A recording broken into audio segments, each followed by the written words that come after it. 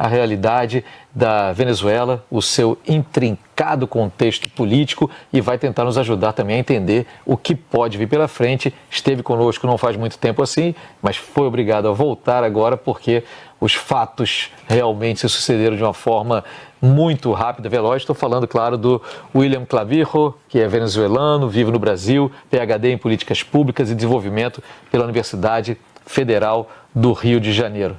Então, William, você como um desses 8 milhões de venezuelanos, ou quase, que vivem no exterior, muitos deles que foram obrigados a deixar, outros deixaram o país, outros saíram por vontade própria, como é que acompanhou esses acontecimentos de ontem para hoje, as declarações do Trump escanteando a Maria Corina, ao mesmo tempo as declarações da própria Maria Corina e de outras lideranças pedindo a transição para aqueles que se acredita e que boa parte do mundo acredita são os verdadeiros vencedores das eleições de 2024, que tinham sido reconhecidos, inclusive, por muitos governos ao redor do mundo. Como é que você acompanhou isso tudo e como é que você vê esse futuro mais imediato?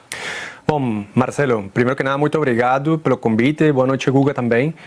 Eu acho que a palavra definitória seria muita emoção, né? Acho que foi desde a madrugada de ontem, e não temos que errar ao dizer que a comunidade venezuelana no Brasil e em outras partes da região acordaram e acompanharam com muita emoção, uma mistura de emoção e também de muita precaução, né, pela evolução dos acontecimentos, né.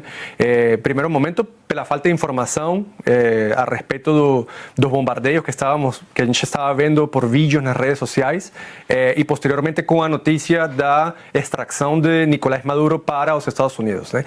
Eu acho que uma questão que também é importante destacar e que é um sentimento generalizado da comunidade venezuelana no Brasil e outras partes da região é a emoção pela própria extração de uma pessoa que é considerada uma das cabeças da tragédia venezuelana, né, pela comunidade venezuelana, uma pessoa que está por detrás de delitos contra a humanidade e que está sendo investigada no Tribunal Penal Internacional por esses delitos. Então, claramente a conexão da comunidade venezuelana no dia de ontem foi em torno a esse sentimento, né, sentimento de sensação de justiça, né, que esse pessoal não é intocável, não é inacessível, né, e obviamente todas as análises que estimavam que seria muito difícil chegar a Nicolás Maduro e extrair ele, né, caíram goela abaixo, né, por conta da rapidez com que os americanos, né, desmontando todas as teses de que não existia informação suficiente de inteligência, que essa extração seria muito difícil, que os custos políticos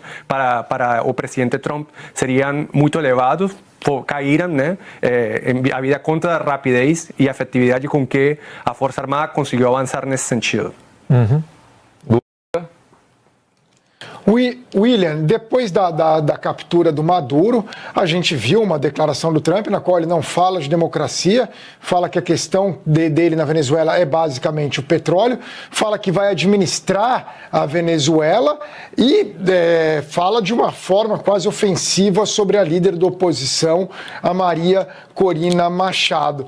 Para você, na diáspora venezuelana, como foi ouvir essas declarações do Trump? Além do que das suspeitas, o próprio Trump dizendo que vai trabalhar com o regime venezuelano na prática. Ele e o Marco Rubio indicando que vão trabalhar com a Delcy Rodrigues, então, e muitas indicações de que eles estão realmente em conversa, que talvez até tenha havido algum acordo para a captura do Maduro. Então, como que é ver esse outro lado também? Quer dizer, o Trump capturou o Maduro, mas vai trabalhar com o regime chavista que está no poder, tratou mal, falou de uma forma quase ofensiva da Maria Corina Machado e diz que vai administrar a Venezuela e que ele quer mesmo o petróleo venezuelano. Como que é esse outro lado? Olha, Guga, eu acho que, assim, para começar, né, e é uma visão muito pessoal, de acordo com a minha trajetória acadêmica, eu acho que é importante descartar que o interesse norte-americano seja só o petróleo. Eu acho que essa análise fica muito curta, porque o próprio Nicolás Maduro tem sido um dos atores que mais ofereceu incentivos para para Donald Trump negociar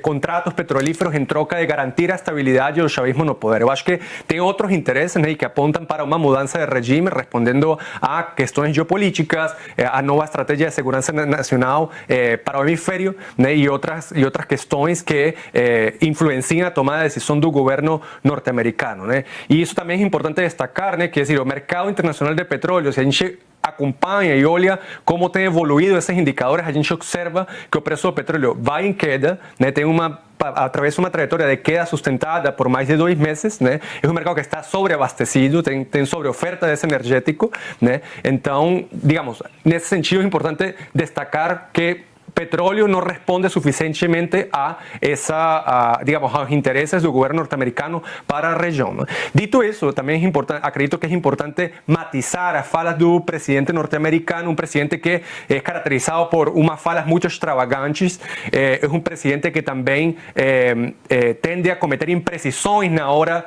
de hacer afirmaciones como tenemos que recuperar el petróleo, que no es una verdad, es decir, la propiedad de los hidrocarbonetos en Venezuela por ley corresponde al Estado venezolano, ¿no? Que incede a través de a través de normas bien establecidas en la ley de hidrocarburos de 2001, ¿no?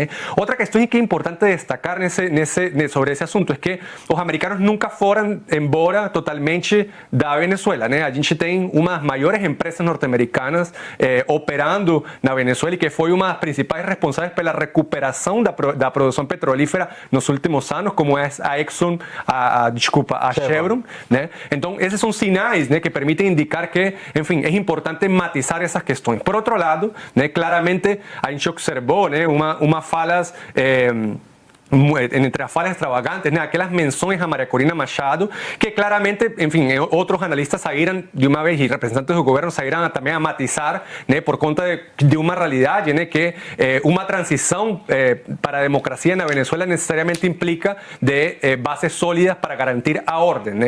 Y el cálculo estratégico de quien acompaña ese proceso, inclusive lá en Washington, ¿no? Es que necesariamente el proceso de transición no va a ser inmediato, ¿no? No puede ser inmediato y él necesariamente pasa porque los actores que controlan, ejercen el control del territorio, posan garantir ciertas condiciones de estabilidad, ¿no? Ainda es muy cedo para decir si a esa negociación con Adelcy Rodríguez está orientada a garantir que a señora Rodríguez permanezca en el poder y que va a ser una negociación para garantir, es decir, para que el chavismo continúe gobernando, ¿no? Como mucho se filtró en las comunicaciones, en las negociaciones que hubo en Doha y que hubo esa ligación que hubo entre Nicolás Maduro y el presidente Trump, ainda es muy cedo. Por otro lado, es importante destacar, ¿no? A relación que algunos sectores del Partido Republicano ainda mantén con la diáspora venezolana en los Estados Unidos, ¿no? Y el respaldo que congresistas y otros actores políticos relevantes que hacen parte de la base electoral del trumpismo deram ontem para a senhora Maria Corina Machado, né? E aí a gente pode citar os parlamentares, principalmente do estado da Florida, que deixaram muito claro, né, que o interesse também é de garantir condições, é dizer, deixaram muito claro que apoiam uma transição com Maria Corina Machado e Edmundo González no poder, né? É dizer, respeitando a vontade popular, né? E que, enfim, estão acompanhando esse processo de perto, né? Uhum. Perfeito, professor William.